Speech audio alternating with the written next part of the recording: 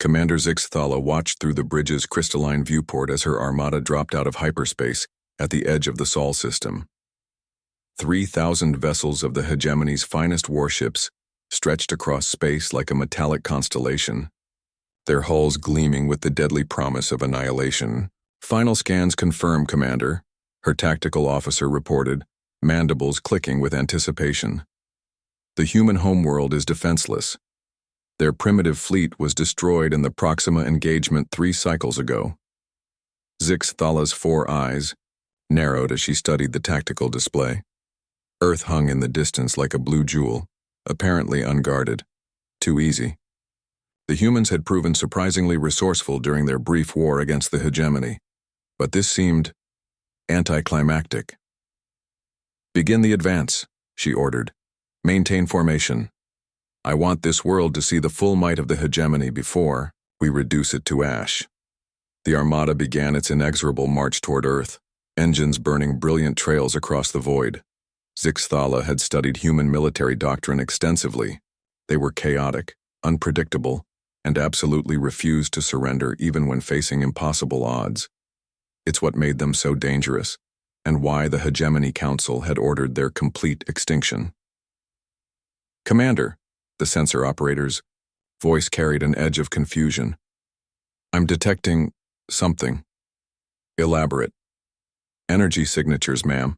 Faint, but there are ships out there. Lots of them." Zixthala's primary arms tensed.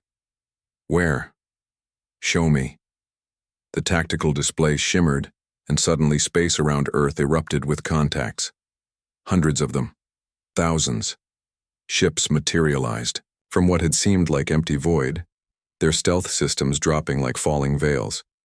But these weren't the sleek, modern vessels of Earth's regular navy. These were ancient things, massive, brutish warships from humanity's earliest ventures into space, carriers that looked like flying cities, battleships bristling with crude but devastating weaponry, destroyers and frigates that bore the scars of countless battles. "Impossible," Zixthala whispered. "These ships were destroyed decades ago. We have the records." Her communications officer's voice cracked with static as transmissions flooded their channels. But instead of surrender demands or threats, what came through was something else entirely. Human voices, speaking in their barbaric tongues. But somehow the universal translators made the meaning clear. "This is Admiral Chen of the UES Yamamoto. All ships weapons free. Bismarck actual engaging targets of opportunity. Midway Air Group launching all fighters. Give 'em hell, boys." Zixthala realized with growing horror that she recognized these names. The Yamamoto had been destroyed at the Battle of Kepler Station. The Bismarck was lost covering the evacuation of New Berlin. The Midway had gone down with all hands defending the mining colonies. "Ghost signatures," her sensor operator stammered. "Commander, these readings, they're not entirely solid. It's like they're here, but also not." The first salvo from the human ghost fleet lit up space like a newborn star. Ancient plasma cannons and railguns, weapons that shouldn't have been able to penetrate modern hegemony shields, tore through their forward line like tissue paper. Ships that had died heroic deaths in battles long past now fought again with supernatural fury.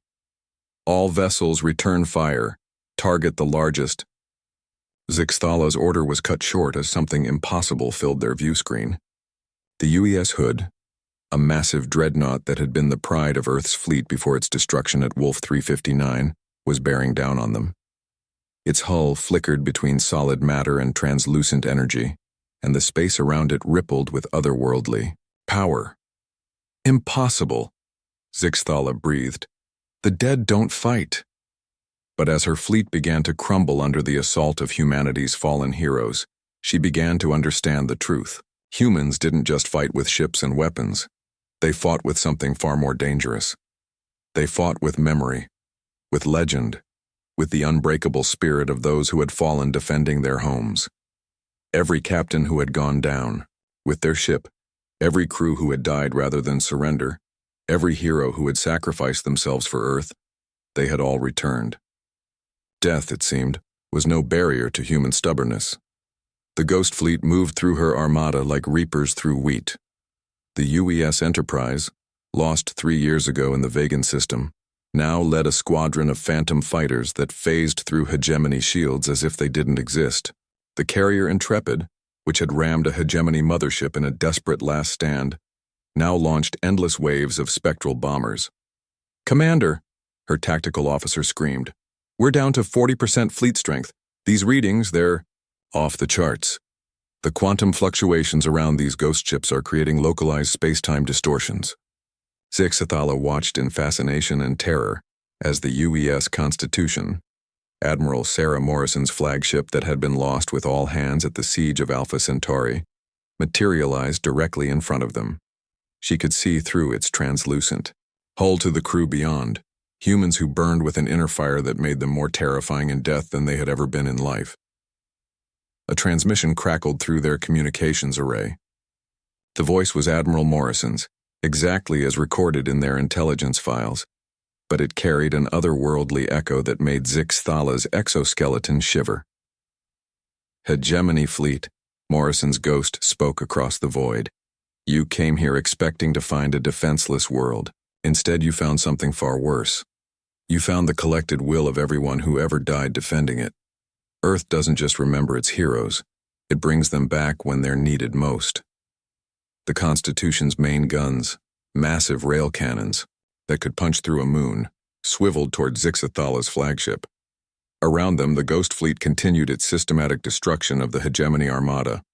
"Tell your masters," Morrison continued, "that some things are worth dying for, and some things are worth coming back from the dead to defend. Earth is both." As the final shot from the Constitution's guns reduced her flagship to expanding plasma, Zixathala had one last coherent thought. The humans hadn't just weaponized their technology or their tactics. They had weaponized their very souls. The few surviving hegemony vessels fled into hyperspace, carrying word back to their masters. Earth was defended not just by the living, but by every hero who had ever fallen in its defense. The Ghost Fleet had risen, and death itself had become humanity's ally. In the silence that followed, the phantom vessels began to fade, their duty complete. But they didn't disappear entirely.